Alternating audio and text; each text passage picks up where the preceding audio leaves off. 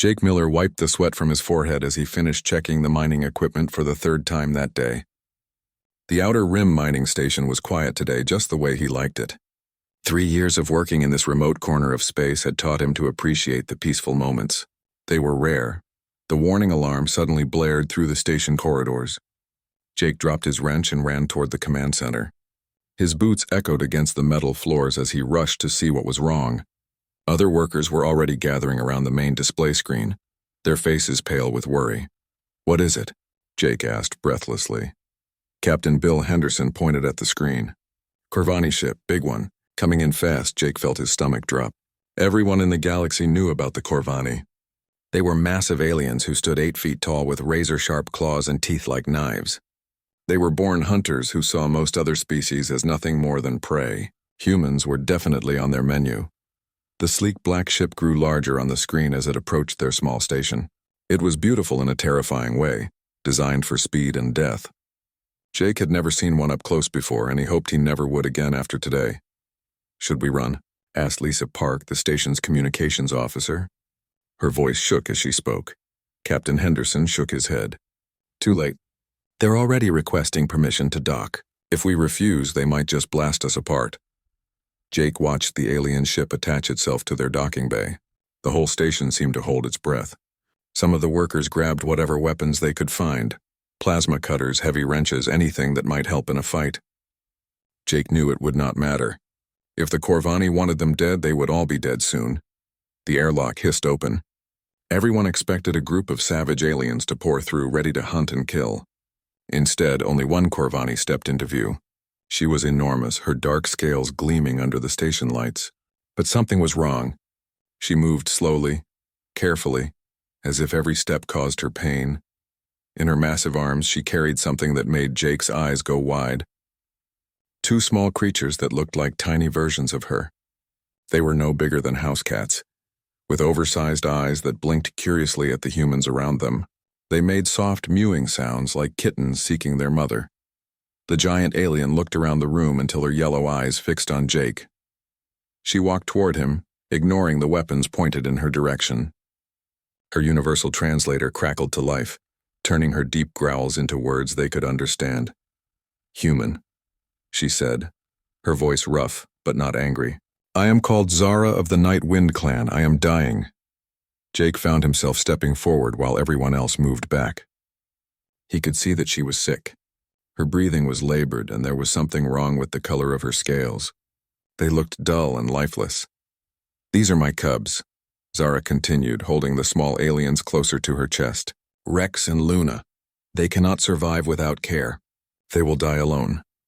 One of the cubs reached out with a tiny paw toward Jake. Its eyes were bright with intelligence and curiosity. The other cub snuggled closer to its mother, sensing that something was very wrong. "Why are you telling us this?" Captain Henderson asked from behind his weapon. Zara's eyes never left Jake's face. "Your species does something that puzzles us. You care for young that are not your own blood. You even care for the children of your enemies. We have watched you do this across many worlds. It makes no sense to us, but it is why these cubs might live." Jake felt his heart racing. "You want me to take care of them?" "Not want, need." Zara's legs began to shake and she struggled to stay standing. "Poison from a rival clan runs through my blood. I have perhaps hours left. These cubs will die if left with my people. We do not raise orphans. Only the strong who can fight survive." She knelt down slowly, bringing herself closer to Jake's height. The cubs in her arms looked so small and helpless. Their mother was the most dangerous predator in the known galaxy, but they seemed as innocent as any babies he had ever seen. "I have studied your kind," Zara said quietly. "You take in creatures that cannot help you. You feed animals that give you nothing in return. You save things that are weak simply because they need saving. This is madness to us, but it is why you might succeed where we would fail." Jake looked at the cubs again. Rex, the slightly larger one, was watching him with bright golden eyes. Luna had fallen asleep in her mother's arms, tired from the journey. They were so young, so vulnerable. How could anyone just let them die? "If I do this," Jake said slowly, "what happens? Will your people come looking for them?" Zara shook her head. "They will assume the cubs died with me. That is our way. But you," she paused, studying his face, "you will not let them simply survive. You will make them strong in ways we never could." Before Jake could ask what she meant, Zara placed both cubs in his arms. They were heavier than they looked, their small bodies warm against his chest. Rex made a small chirping sound and looked up at Jake with complete trust. Luna stirred but did not wake. "Their names," Zara said, her voice growing weaker. "Rex means strength in our old tongue. Luna means clever one. Remember this." Captain Henderson and the other workers watched in stunned silence as Jake held the two alien predators. They were so small now, but everyone knew what they would grow into. 8 feet of muscle, claws, and teeth, natural-born killers who could tear apart a human without effort. Zara collapsed then, her massive body hitting the metal floor with a loud crash. Dr. Amy Foster, the station's medical officer, rushed forward to help, but they all knew it was too late. Corvani biology was too different from human medicine. Within an hour, the great hunter was dead. Jake found himself alone with 2 orphaned alien cubs while the entire galaxy seemed to watch and wait. Some people would call him crazy for agreeing to this.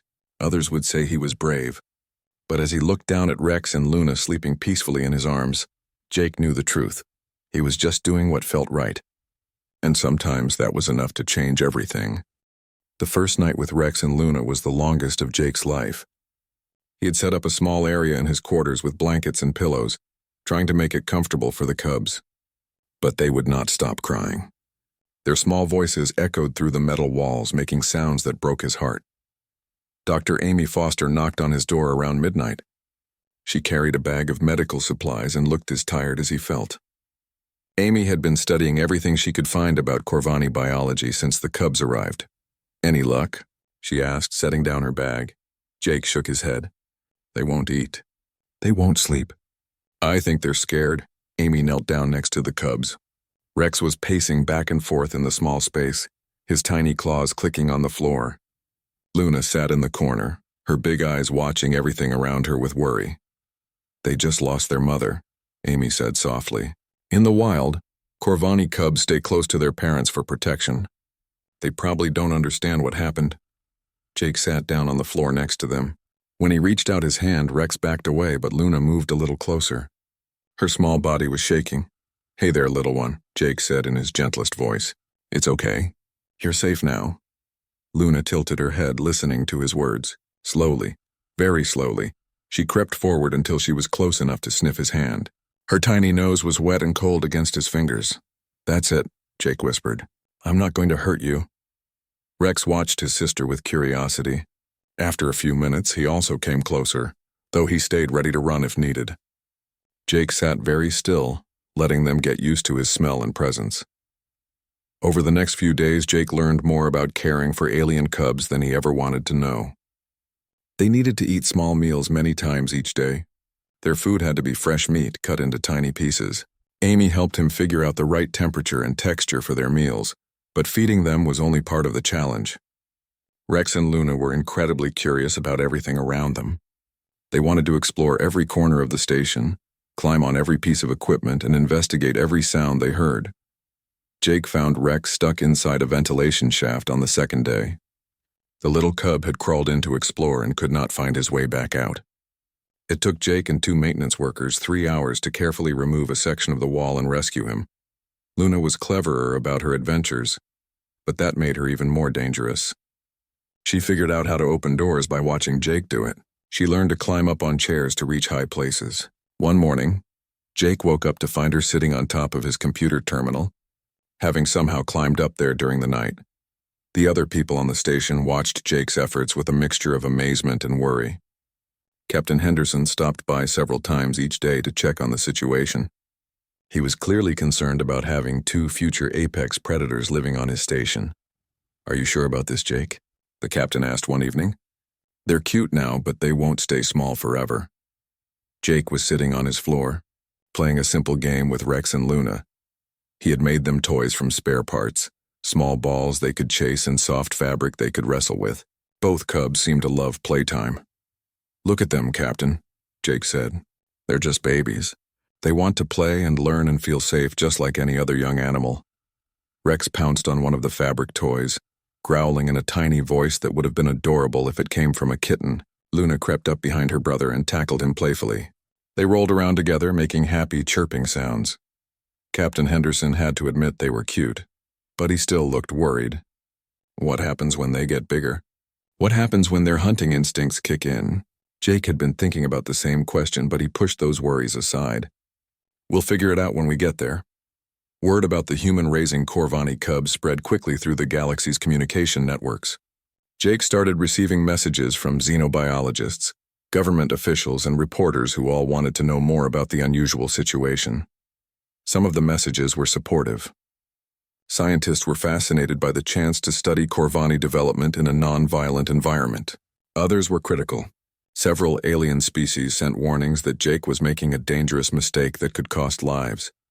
The Galactic Council even sent an official observer, a tall blue alien named Chris, who spoke in a very formal way. Chris spent 3 days on the station, taking notes and asking Jake hundreds of questions about his methods.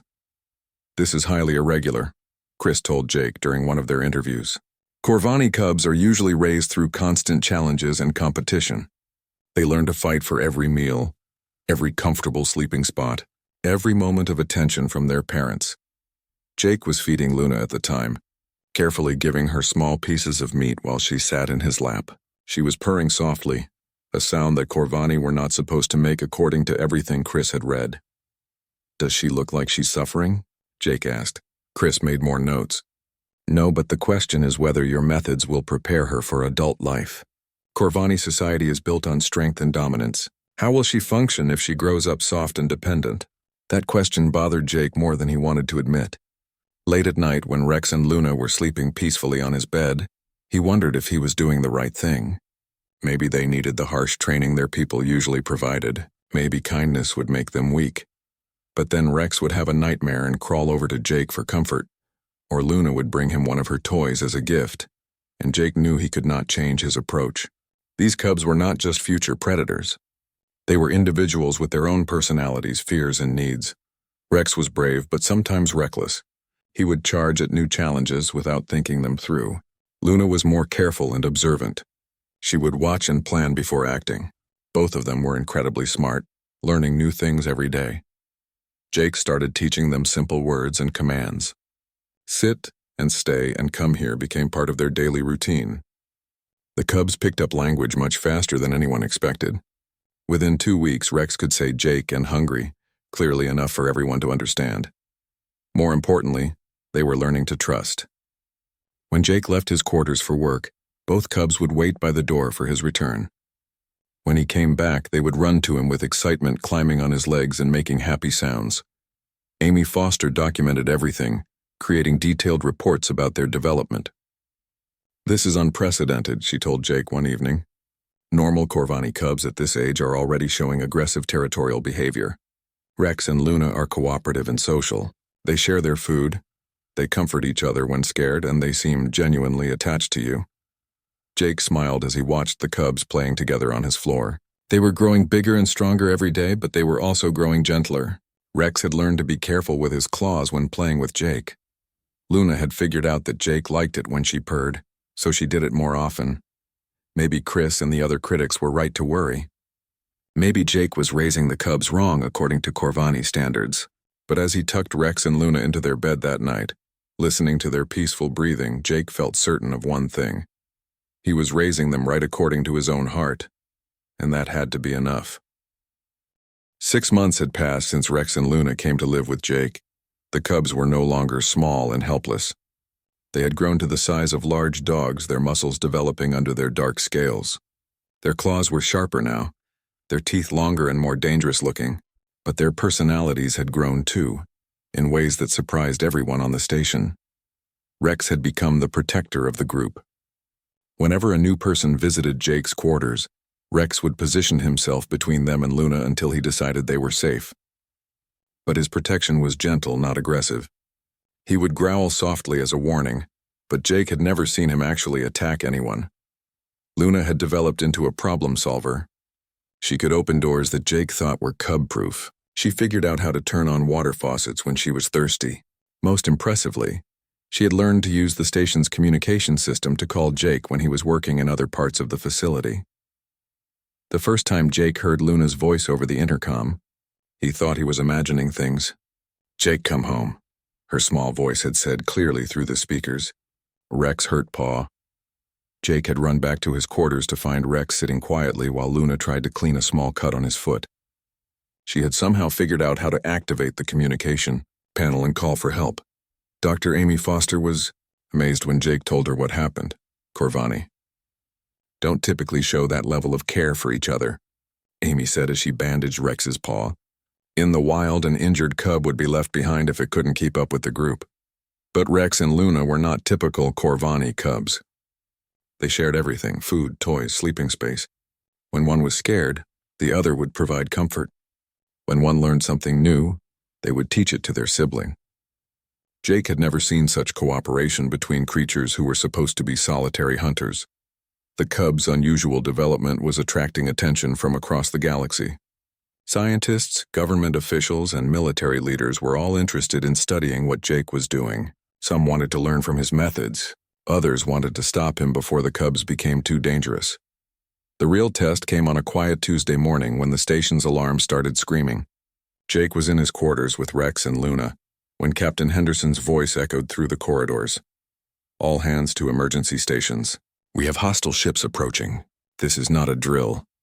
Jake looked out his window to see 3 small but heavily armed vessels moving toward the station. They had the rough, patched appearance of pirate ships. The outer rim was far from any military protection, making mining stations like theirs easy targets for raiders.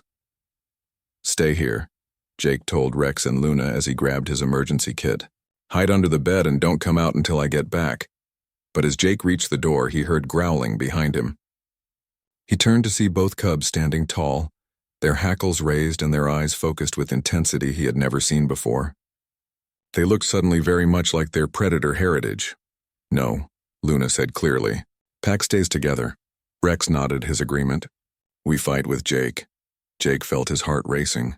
The cubs were still young, barely half their adult size, but they were already formidable creatures with claws that could cut through metal and teeth that could bite through bone. More importantly, they considered him part of their pack, and Corvani never abandoned their pack members. It's too dangerous, Jake said. You could get hurt.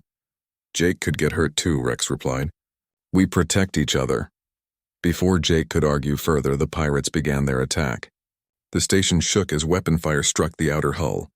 Emergency lights flashed red, and the sound of running footsteps echoed through the corridors as the small security team rushed to their positions.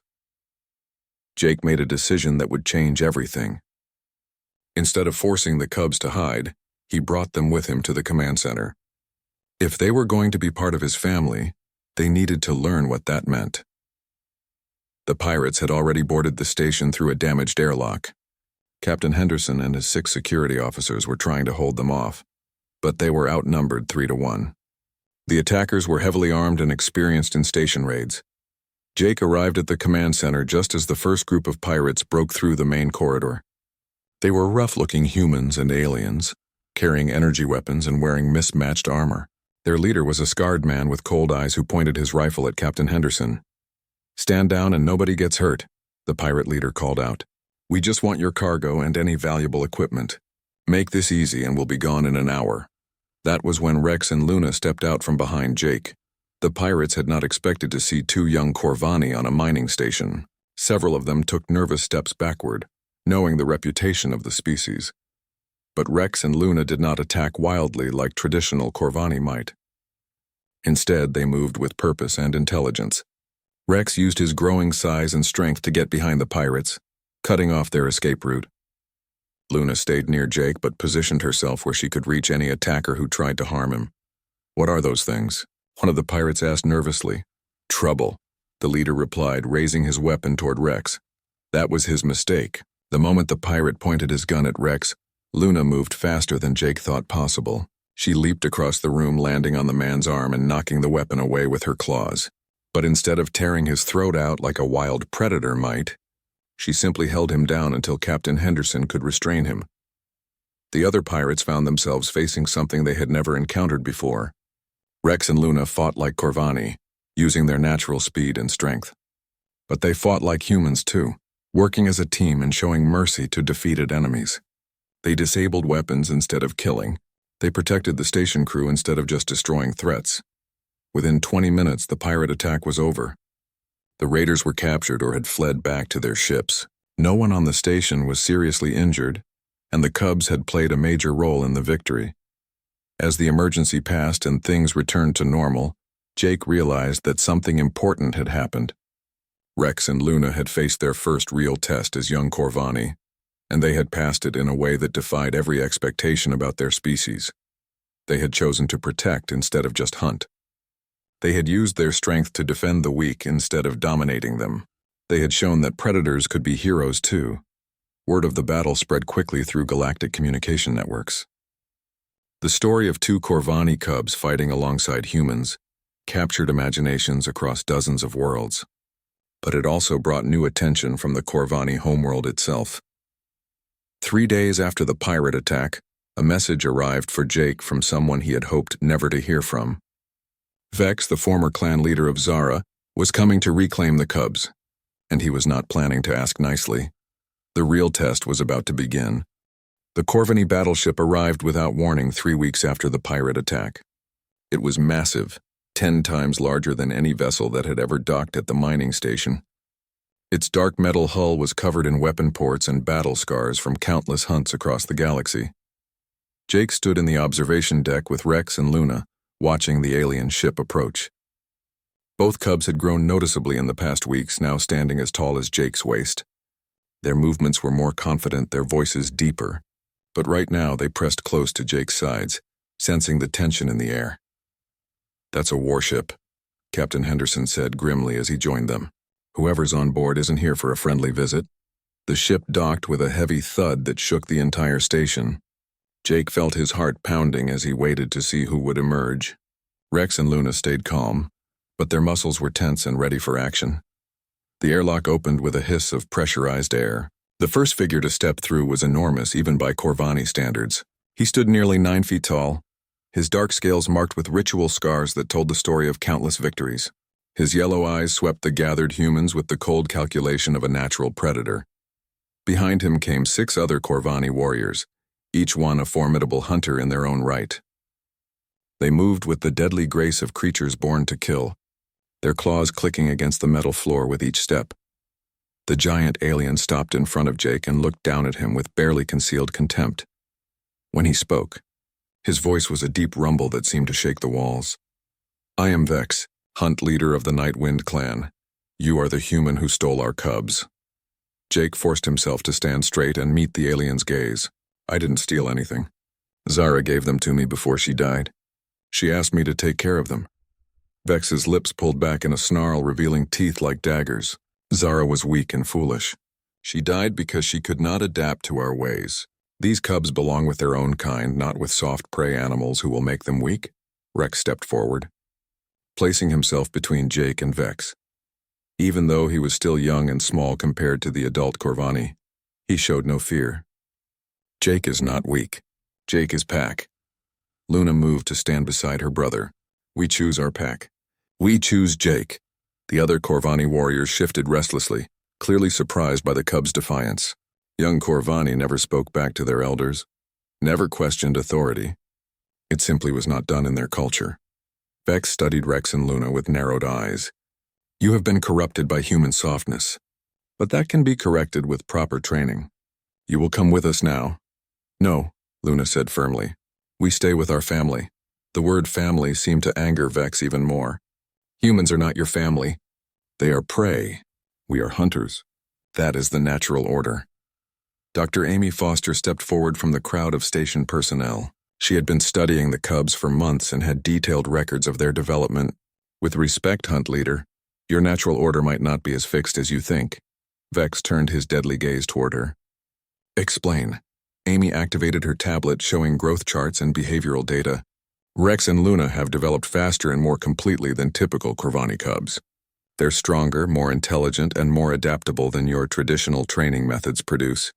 "Impossible," one of the other Corvani warriors growled. "Strength comes only through hardship and competition." "Does it?" Jake asked, finding his courage. "Look at them. Really look at them." Rex and Luna stood calmly beside Jake, their posture confident but not aggressive. They were clearly healthy and strong, their scales gleaming and their eyes bright with intelligence. More importantly, They seemed genuinely happy in a way that surprised the adult Corvani. Vex circled the cubs slowly, examining them like a hunter studying prey. Jake could see the wheels turning in the alien's mind. The cubs were obviously thriving, but that challenged everything Vex believed about proper Corvani upbringing. They appear healthy, Vex admitted reluctantly, but appearance can be deceiving. True strength is proven through trial. Captain Henderson stepped forward. What kind of trial? Vex smiled, and it was not a pleasant expression. The cubs will face 3 challenges that test the core values of our people: strength, intelligence, and pack loyalty. If they pass, they may choose their own path. If they fail, they come with us for proper training. Jake felt his stomach drop. What happens if they refuse the trial? Then we take them by force, Vex replied simply. Either way, this human experiment ends today. Rex and Luna looked at each other, then at Jake. He could see the determination in their eyes, mixed with trust and love that made his heart ache. They were willing to face any challenge to stay with their chosen family. We accept, Rex said clearly. Luna nodded her agreement. We are not afraid. Vex seemed pleased by their courage, even if he disapproved of everything else about their upbringing. The first trial tests raw strength. You must hunt and capture a shadow beast that we brought from our homeworld. A cage was brought from the Corvani ship containing a creature that made everyone on the station take nervous steps backward. The shadow beast was roughly the size of a horse, with midnight black fur and claws that gleamed like metal. Its red eyes scanned the room with predatory intelligence, and its growl sounded like grinding stone. Traditional cubs would kill the beast to prove their dominance, Vex explained. But you may choose your own method as long as you demonstrate true strength. The cage was opened in the station's main cargo bay, giving the creature room to move. Rex and Luna entered the space together while Jake and the others watched from behind reinforced barriers. The shadow beast immediately attacked, moving with lightning speed toward Rex. But instead of meeting the charge head-on, Rex dodged to the side while Luna circled behind the creature. They had learned to work together, using strategy instead of just brute force. For 20 minutes, the cubs danced around the dangerous predator, avoiding its claws and teeth while gradually wearing it down. Finally, Rex managed to grab the beast's legs while Luna secured its head. Together, they pinned it to the ground without seriously injuring it. Interesting, Vex murmured. They chose to capture rather than kill. This shows either wisdom or weakness. The second trial was a complex maze filled with traps and puzzles designed to frustrate and anger the subject. Traditional Corvani cubs would use brute force to smash through obstacles, proving their determination through destruction. Rex and Luna approached the maze differently. They studied each section carefully, worked together to solve puzzles, and helped each other overcome obstacles. They completed the challenge in record time, emerging without a single scratch. The gathered Corvani were clearly impressed, though they tried not to show it. Even Vex seemed to be reconsidering his assumptions about proper training methods, but the final trial would be the hardest of all. It was designed to test the deepest bonds of Corvani society, and Vex was confident it would prove that the cubs' attachment to humans was unnatural and weak. The trial of pack loyalty was about to begin, and everything Jake had worked for hung in the balance. Vex stood in the center of the cargo bay, his massive form casting long shadows under the bright lights. The final trial was about to begin, and Jake could feel the tension in the air like electricity before a storm. Rex and Luna waited calmly beside him, but their muscles were tense and ready. The third trial is the most important, Vex announced to the gathered crowd. Pack loyalty defines what it means to be Corvani. A cub who cannot choose their pack correctly will never survive to adulthood. He gestured to his warriors, who began setting up a complex scenario in the bay. They created 2 separate areas using metal barriers, each one containing different types of danger. On one side, they placed a wounded Corvani warrior who called out for help. On the other side, they put Jake in a cage that was slowly filling with poisonous gas. The trial is simple, Vex explained. The cubs must choose who to save. They cannot save both. This will prove whether their loyalty lies with their own species or with the humans who have corrupted them. Jake felt his heart sink as he realized what was happening. The trial was designed to force Rex and Luna to choose between their biological heritage and their chosen family. Either choice would be seen as wrong by someone. From inside the gas-filled cage, Jake could see the cubs looking back and forth between the 2 scenarios.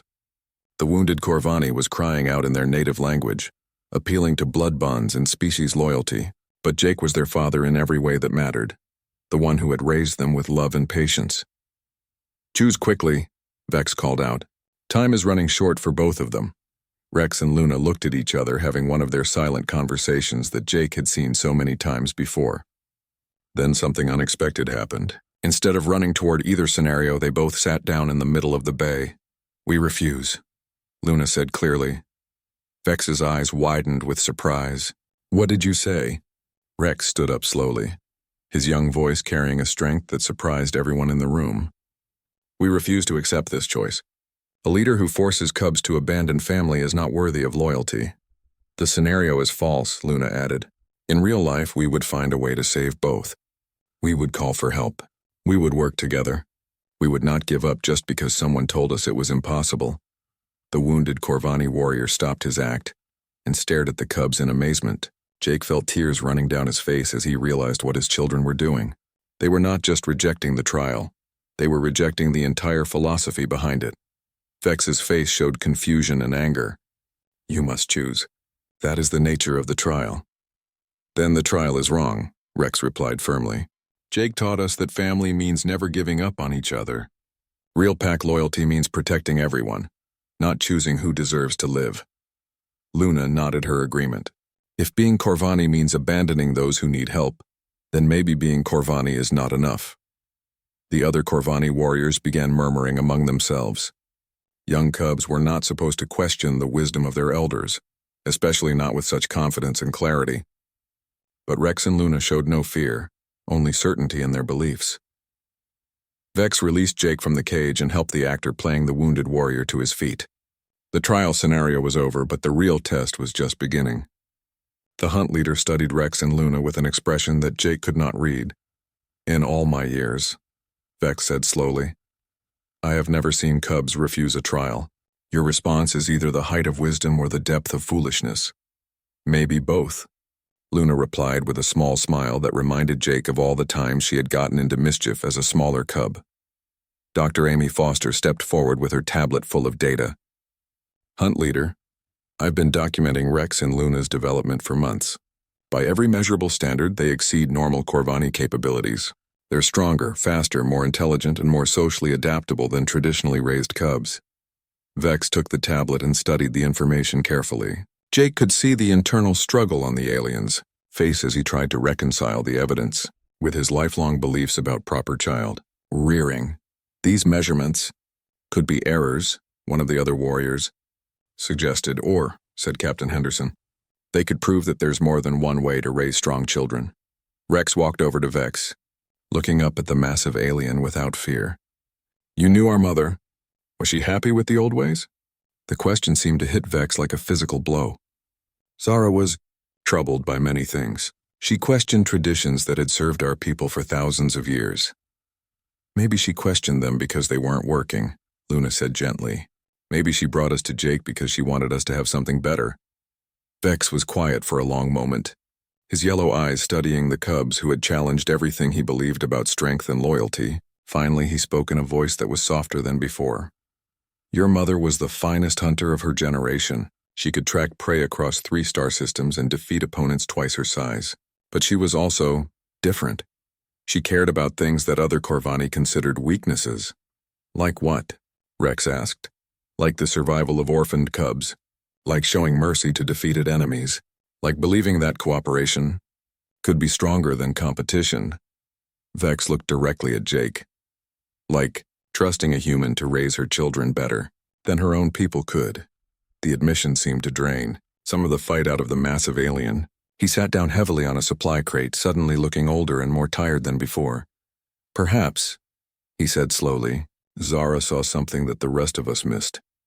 Over the next few hours, something remarkable happened. The Corvani warriors began asking questions about Jake's methods. They wanted to know how he had taught the cubs to be so cooperative. They were curious about human child-rearing techniques. Most surprisingly, they seemed genuinely impressed by Rex and Luna's development. Dr. Amy shared her research freely, explaining how love and security had allowed the cubs to develop without the stress and fear that usually shaped young Corvani. Captain Henderson described how Rex and Luna had fought during the pirate attack, using their strength to protect rather than simply to destroy. As the day turned to evening, Vex made a decision that would change both species forever. Rex and Luna will stay with their chosen family, he announced, but they will also serve as ambassadors to our people. They will teach us these new ways of raising our young. Jake felt a weight lift from his shoulders that he had not realized he was carrying. His children would stay with him, but they would also have the chance to help their own species grow and change.